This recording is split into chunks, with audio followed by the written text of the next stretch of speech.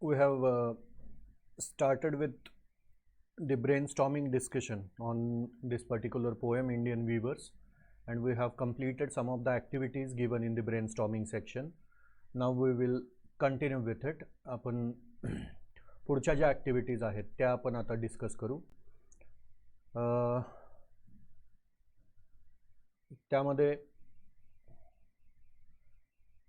Complete the following table यामध्ये figures of speech ज्या आहेत त्या आपल्याला डिस्कस करायच्या आहेत. पोएममध्ये कुठल्या फिगर्स ऑफ स्पीच आहेत त्या आपण डिस्कस करूया. फर्स्ट ऑफ ऑल सिमिली चे एक्झाम्पल्स पोएममधले. सिमिली ही फिगर ऑफ स्पीच काय असते तर there is direct comparison between two different things. So simile has been used in this poem, and in the first stanza itself, as we can see, there is a simile in this particular line, blue as the wing. Okay, the color blue, which is signifying the happiness. Okay, and that color is compared with the wing of the Halcyon wild, this particular bird's wings.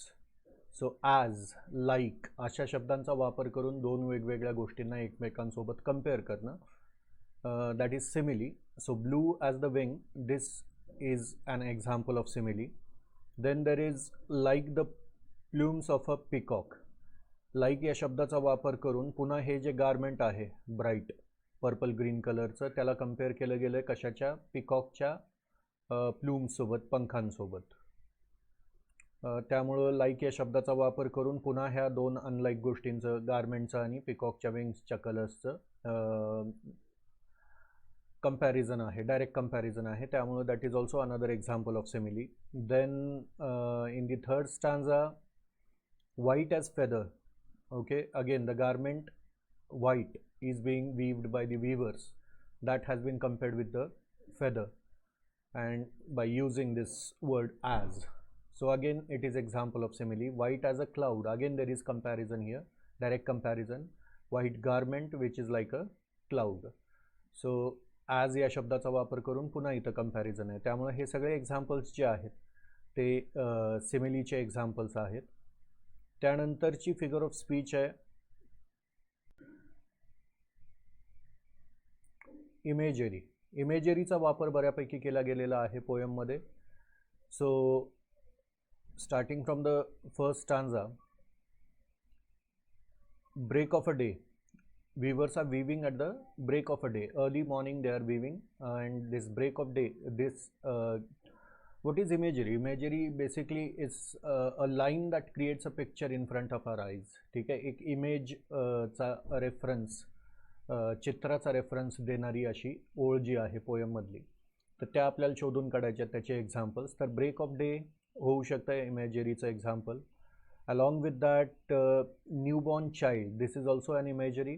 आता हे तसं comparison पण आहे, metaphor पण आहे, because it also indicates even this is metaphor आणि imagery, there is little difference between them. Break of a day signifies it also signifies the beginning of life. So there is indirect comparison. What is metaphor? Metaphor आणि simile मध्ये काय फरक आहे तर metaphor is indirect comparison, implied comparison असतं. दोन्ही गोष्टी ज्या कंपेअर केल्या त्या एकच आहेत असं कन्सिडर करून बोललं जातं. आणि simile मध्ये like, as, so, such, similarly अशा शब्दांचा वापर करून दोन गोष्टींना डायरेक्टली कंपेअर केलं जातं. So break of a day can also be example of metaphor as well as imagery's example आहेच. Newborn child indicates the creation, birth, that's why it is also example of imagery. After that there is marriage wells. ठीक आहे, हे सुद्धा एक इमेजरीचं example होऊ शकतं. Romance, happiness, youth हे indicate करणारं आहे. त्यानंतर सॉलोमन स्टिल हे जे आहे हे सुद्धा उदाहरण होऊ शकतं इमेजरीचं, कारण की आता सॅड मोमेंट आहे. Weavers are weaving the funeral shroud for a dead man. That's why it shows the image of they being very sad and still while making that particular cloth. So these are the examples of imagery. After that मेटाफरचं विचारलं गेलं आहे. Metaphor आपण discuss केलं आहे पहिल्या break of डेमध्ये सुद्धा metaphor आहेच, न्यूबॉर्न चाइल्डमध्ये सुद्धा मेटाफर आहे असं म्हणता येईल. पुन्हा प्रत्येक स्टांजा जो आहे पोयमचा, ठीक आहे, each and every stanza is metaphorical as we can say that it is extended metaphor throughout the poem. कारण की पहिला स्टांजा हा सिम्बलाइज करतो किंवा इम्प्लाइड कंपॅरिझन आहे कशामध्ये, तर क्रिएशनमध्ये, बिगिनिंग ऑफ लाईफमध्ये. सेकंड स्टांजा जो आहे तो यूथला सिम्बलाइज करतो, त्यामुळे implied comparison between the youth is there in this stanza. And the third stanza, again the old age or death, it signifies that. So total stanzas also can be the example of metaphor here. They are metaphorical. If you have to go by the line, then obviously Moonlight Chill can be another example of metaphor. Then again Solomon Still, Marriage Wails. So these are some of the examples of metaphor in the poem. After that alliteration ही या पोयममध्ये भरपूर वापर आहे. व साऊंडचं repetition खूप जास्त प्रमाणात आहे. ॲलिटरेशन काय असतं, repetition of consonant sound, one particular consonant sound. जरासं रिपिटिशन ते प्लीजिंग असलं पाहिजे. जसं वीवर्स विविंग, व साऊंडचं रिपिटिशन आहे. वाय डू यू वीव, व साऊंडचं पुन्हा रिपिटिशन, इथं व, ठीक आहे. त्यानंतर we weave, again there is repetition of sound व.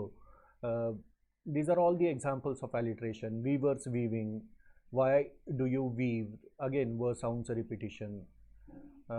त्यानंतर इथं प्लूम्स ऑफ पिकॉक, इथं प साऊंडचं रिपिटिशन आहे, प्लीजिंग आहे, त्यामुळं this is another example of alliteration. Consonant साऊंडचं रिपिटिशन पाहिजे आणि ते जरासं प्लीजिंग वाटलं पाहिजे. पुन्हा आणखीन we weave, okay, weavers weaving. Solomon स्टिलमध्ये यस स साऊंडचं रिपिटिशन आहे, त्यामुळं हे सुद्धा एक्झाम्पल होऊ शकतं ॲलिटरेशनचं.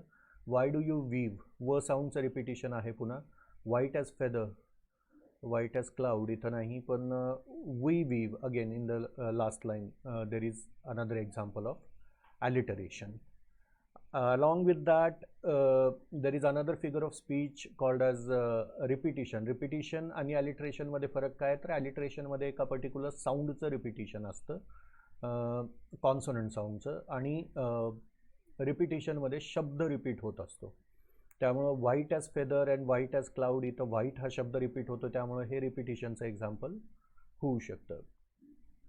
So these are some of the figures of speech used in this poem. After that, the next activity is the rhyme scheme in the first stanza is A A B B. जर poem आपण बघितली तर A A B B ही जी rhyme scheme आहे throughout the poem carry forward केली गेलेली आहे. पहिल्या स्टांजाचं rhyme scheme A A B B आहे, कारण की शेवटचा शब्द जो आहे लाईनचा, पहिल्या लाईनचा शेवटचा शब्द डे, दुसऱ्या लाईनचा शेवटचा शब्द गे. डे आणि गे राईम होतं एकमेकांना, त्यामुळं ए ए, आणि तिसऱ्या ओळीचा शेवटचा शब्द वाईल्ड हा पुढचा साऊंड आला म्हणून बी, आणि पुन्हा वाईल्ड हे शेवटचा शब्द जो आहे, शेवटच्या ओळीचा शेवटचा शब्द चाइल्ड, वाईल्डसोबत राईम होतं म्हणून बी. तर ए ए बी बी. त्यानंतर दुसऱ्या स्टांजाचं नाईट ब्राईट ग्रीन क्वीन असे शब्द आहेत, त्यामुळं पुन्हा ए ए बी बी. पुन्हा शेवटच्या स्टांजामध्ये सुद्धा स्टिल चिल आणि क्लाउड श्राउड असे शब्द आहेत, त्यामुळं ते ए ए बी बी होतं. त्यामुळे पोएमचं राईम स्कीम काय विचारलं तर आपण ए ए बी बी हे पोएमचं राईम स्कीम आहे असं आपण म्हणू शकतो. त्यानंतर पाचवी activity, the poet has asked a question at the beginning of every stanza, explain the effect it creates on the reader. तर प्रत्येक स्टांजामध्ये क्वेश्चन आहे. आता हे पोएम जे आहे this is a discussion between the poet and the weaver. Poet is asking questions to the weaver, what are they making, and the weavers are giving the answers to those questions. So but those questions, as we all know that this poem is also a comparison to a life, okay, stages of life. That's why this, though on the surface level it is a discussion of the poet and the weaver, this weaver could also be the creator that we have discussed earlier. तर ते असू शकतं. त्यामुळं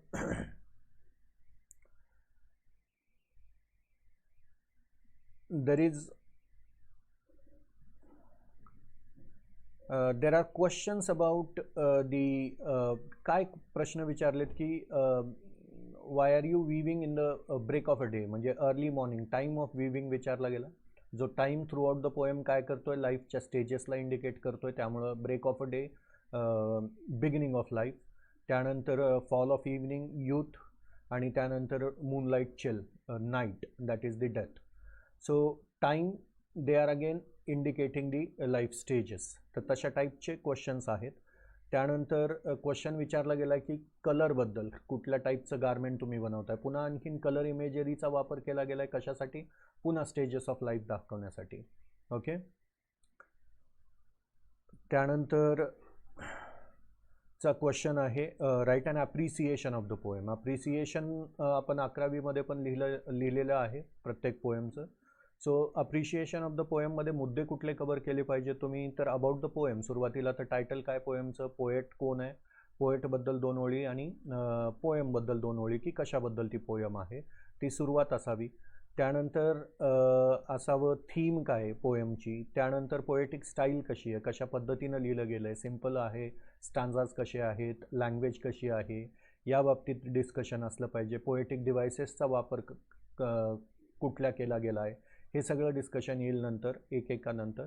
त्यानंतर special features of the poem काय आहेत, काय special features आहेत, इमेजरीचा वापर आहे, कलर इमेजरी, लाईफच्या स्टेजेस, हे सगळं सांगता येईल त्यामध्ये. त्यानंतर मॅसेज काय दिला गेला आहे, ठीक आहे, आयुष्याबद्दलचंच आहे की लाईफ आपलं कसं डिवायडेड आहे 3 पर्टिक्युलर स्टेजेसमध्ये, आणि 3 पर्टिक्युलर स्टेजेसमध्ये आपल्या काय काय रिस्पॉन्सिबिलिटीज आहेत, किंवा कसं एकंदरीत वातावरण असतं, ठीक आहे, या बाबतीत डिस्कशन आहे. तर ते आपण सांगू शकतो मेसेज म्हणून. आणि तुमची ओपिनियन पोएमबद्दलची की did you like the poem or not, or if you liked it why did you like it, if you didn't like it why didn't you like it. So that you can describe in your opinion. अशा पद्धतीने you will have to divide the appreciation of the poem under these headings. After that it is said compose 4 lines on importance of clothes. Importance of clothes, कपड्यांच्या importance वरती आपल्याला 4 ओळी स्वतःच्या poem type create करायच्या. तर rhyme झालीच पाहिजेत प्रत्येक ओळ असंही काही नाही. You can write it in free verse also, not a problem. So compose 4 lines on your own, स्वतःहून कंपोज करायचे 4 ओळी कपड्याच्या महत्त्वाबद्दल, ठीक आहे, इम्पॉर्टन्स ऑफ क्लोथ्सवरती. हाऊ दे प्रोटेक्ट अस, ठीक आहे, कपडे आपल्याला प्रोटेक्ट करतात, कपडे आपल्याला काय म्हणता येईल आपली पर्सनॅलिटी जी आहे ते खुलवतात. तर अशा टाईपचं कुठल्याही आयडियाज तुमच्या क्लोथ्सबद्दलच्या ज्या असतील तर त्या तुम्ही 4 ओळींमध्ये डिस्क्राईब करायच्या, जशा जमतील तशा, ठीक आहे. So write an appeal to use handloom products in our daily life. Okay. Appeal आपण 11वीमध्ये पण लिहिलं आहे. अपील करायचं आहे, लोकांना अपील करायचं. जसं आपण पॉम्पलेट्स वगैरे बघतो, वेगवेगळ्या कोचिंग क्लासेसचे पॉम्पलेट्स वगैरे कॉलेजच्या गेटवरती पण आपल्याला मिळतात, ठीक आहे. तर ते कसे लिहिले गेलेत, कशी लँग्वेज आहे. अपीलमध्ये normally you are important, you can do it, अशा टाईपचं अपील, लोकांना अपील करायचं आहे आपल्याला की हँडलूमकडं लोकांचं लक्ष जास्त जावं आणि त्यांनी लोकांनी वापरावं हँडलूमचे कपडे, आपल्या कपडे म्हणा किंवा वस्तू आपल्या आयुष्यामध्ये. तर या बाबतीत लोकांना अपील करायचं आहे. आणि लोकांना अपील करून तुम्ही काय करताय, तर बेसिकली हँडलूम इंडस्ट्रीला कसं वर आणायचा प्रयत्न तुम्ही करणार आहात त्या अपीलच्या थ्रू. त्यामुळे लोकांना उद्देशून आपल्याला एक पान असं अपील तयार करायचं आहे. You can make a border to it and write in between the appeal to the people, how important it is, how this art is getting out of our lives, and how we should try and bring it back, how we should create employment for those workers, weavers. तर ह्या बाबतीत अशी लोकांना appeal करून basically you are trying to convince the people to use the handloom products so that the workers, those artisans, could earn their livelihood. Okay, so you will make an appeal. This you can add to your assignment book. Then visit a handloom factory near your locality and write a report of it. जर जवळपास कुठं handloom factory असेल तर त्याला visit करा आणि त्या बाबतीतचं report लिहा असं सांगितलं. हे सुद्धा तुम्ही असाइनमेंट बुकमध्ये ॲड करू शकता. त्यानंतर a handicraft exhibition is being organized in your college, you are given a task to compare the inaugural function, write the script for comparing. हे 11वीमध्ये कॉम्पेरिंग झालेलं आहे. तर त्याच जे मुद्दे आहेत त्यामध्ये पहिल्यांदा इंट्रोडक्शन असावं, त्यानंतर वेलकम स्पीच असावी, त्यानंतर इनॉग्रल सेरेमनी असावी, जसं लाइटिंग किंडलिंग ऑफ लॅम्प, ठीक आहे. Then prayer song by the students, त्यानंतर welcoming the chief guest and their speeches, then principal speech, and afterwards the vote of thanks. In this ways you will have to create the script of it. You don't have to write the speech of all those people, or don't even have to write the vote of thanks. You are just going to mention it. The principal now, the principal will share his opinion on this particular function. अशा पद्धतीने वाक्यांमध्ये तुम्हाला ते total programme तयार करायचा आहे.